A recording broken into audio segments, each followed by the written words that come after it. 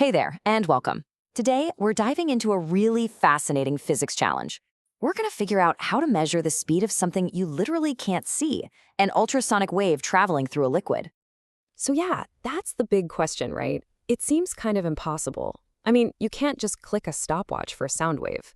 But it turns out, with a little bit of physics know-how and a pretty clever piece of gear, we can actually measure this invisible thing with amazing accuracy. Okay, so what's our mission today? It's simple, it's direct. We want to find the velocity of an ultrasonic wave in whatever liquid we're using. That one number is our entire goal. But how do we get there? Well, it all starts with a classic physics formula. Ah, here it is, the key to everything. Velocity equals frequency times wavelength.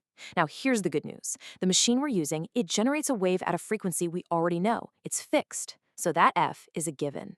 This means the entire experiment is really just a hunt for one crucial thing, the wavelength, lambda. If we can find lambda, we've found our velocity. So how in the world are we supposed to find that wavelength? Well, the secret is this absolutely beautiful phenomenon in physics called a standing wave. And trust me, understanding this is the key to the whole experiment. So picture this. You've got this ultrasonic wave traveling through the liquid.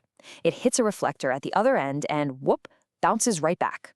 Now, when that reflected wave lines up perfectly with the original wave, they interfere with each other and create something totally new, a standing wave. It looks like it's just vibrating in place, not actually going anywhere. And here's the real magic trick. A standing wave has these points that don't move at all. We call them nodes.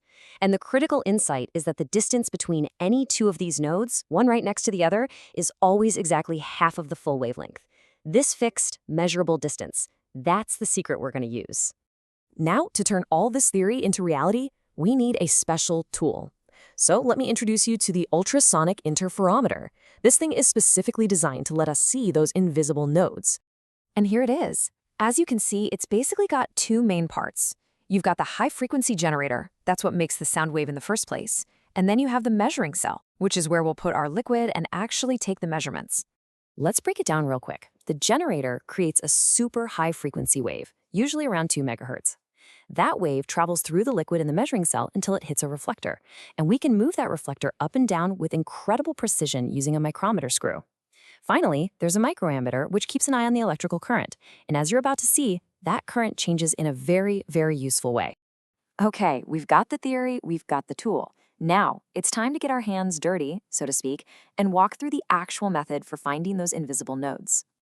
This quote really says it all. As we move that reflector, the standing wave inside the liquid changes. And here's the tell. Whenever the reflector is perfectly lined up with a node, the electrical current in the generator spikes. So a maximum reading on our ammeter is basically the machine yelling, "Hey, you found a node!" The actual process is really methodical. You start turning that micrometer screw slowly and always in the same direction. That's super important to avoid errors. As you're turning, you're watching that ammeter needle like a hawk. The second it swings to its absolute highest point, you stop. You carefully read the position on the micrometer, write it down. Then you just keep turning nice and slow until you find the very next peak. Record that position too. You're going to want to do this for several nodes in a row to get really good, reliable data. All right, we've been patient, we've collected our data. Now for the fun part, turning these raw numbers into the actual speed of sound. This is where it all comes together.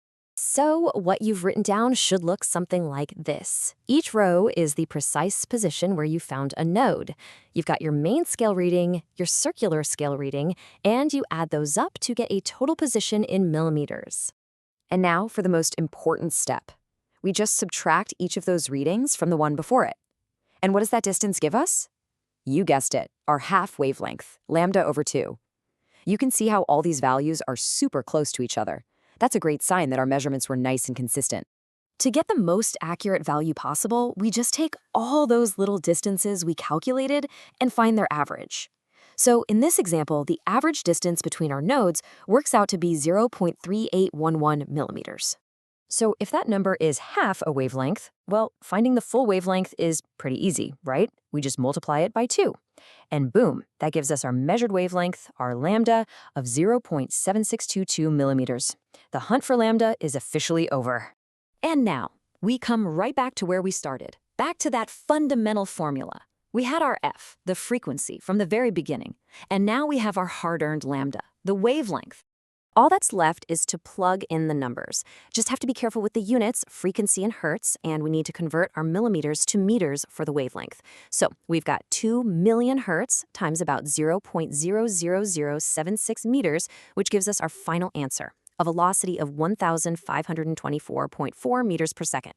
And just like that, we've done it. We've measured the speed of an invisible wave. So there you have it.